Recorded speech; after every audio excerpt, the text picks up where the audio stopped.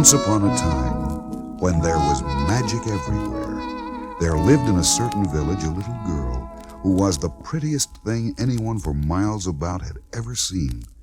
Her mother doted upon her, and her grandmother loved her so much that if she could have, she would have spoiled her completely.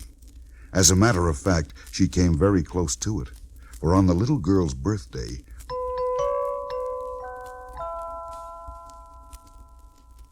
her grandmother gave her a beautiful red velvet cloak with a hood, which was so beautiful that she would never wear anything else, and that's why she was called Little Red Riding Hood.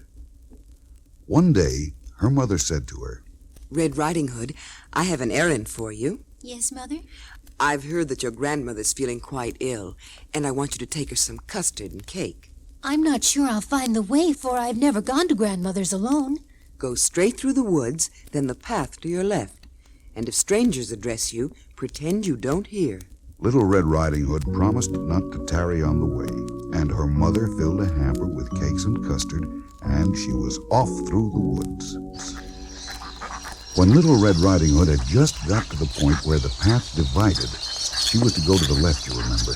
A terribly scrawny wolf appeared right in her path. Good morning, Red Riding Hood. Oh, good morning, Master Wolf. I'm sorry, but I'm not allowed to speak to strangers. But I know your name and you know mine, so we can't be strangers, can we? Where are you going with your little picnic basket?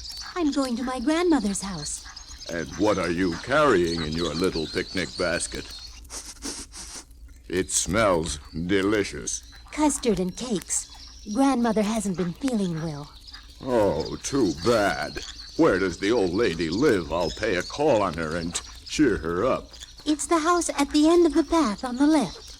Well, I'll take the path on the right, and you take the path on the left, and we'll see who gets there first.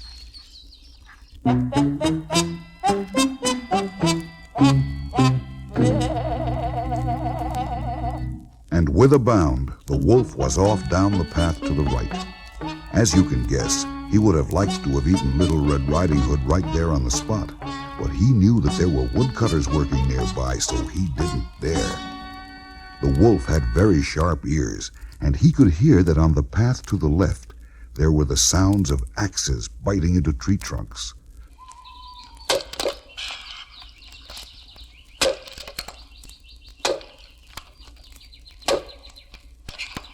But on the right, there were just the sounds of the forest. Little Red Riding Hood went down the path to her left as her mother had told her. But she forgot something else her mother had told her, not to tarry. What a pretty wildflower. I'll pick it and take it to Grandmother. And there's another just a little farther away. But while Little Red Riding Hood was picking flowers, the wolf was running as fast as he could to her grandmother's house.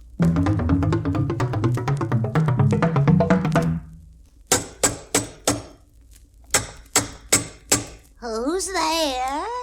Your granddaughter bringing you custard and cake. Open the latch and walk in.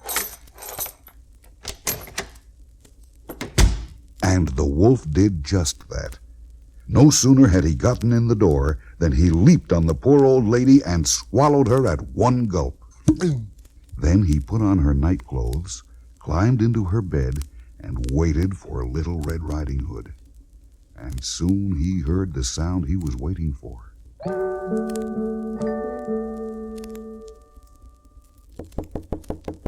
Who's there? It's your granddaughter bringing you custard and cake. Open the latch and walk in. The wolf hid himself under the covers as well as he could, and Little Red Riding Hood did just as he had asked. How are you feeling, Grandmother? Not well at all, my child, not well at all. I fear I've taken a terrible chill. Put down your basket and come under the covers and see if you can help me to get warm.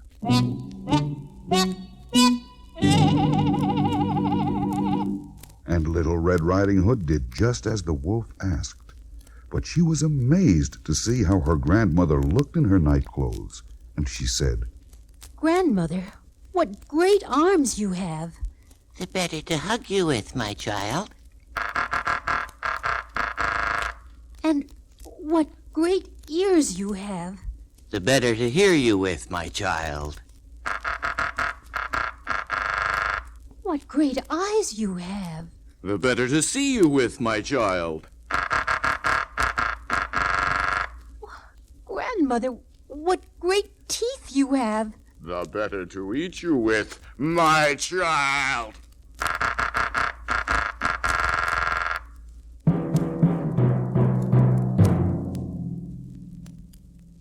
And with that, the wicked wolf fell upon Little Red Riding Hood and swallowed her in one gulp. Then the wolf went back to bed and was soon snoring loudly.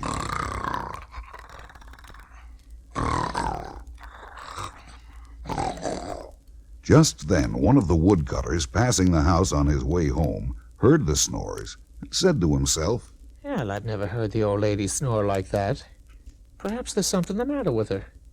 I'd best go in and find out. and there was the wolf, sound asleep, despite the fact that Little Red Riding Hood and her grandmother were both pounding on his ribs, trying to get out of his stomach. Help! Help! Someone let us out! And with one stroke of his axe, the woodcutter killed the wolf and let Little Red Riding Hood and her grandmother out of his stomach.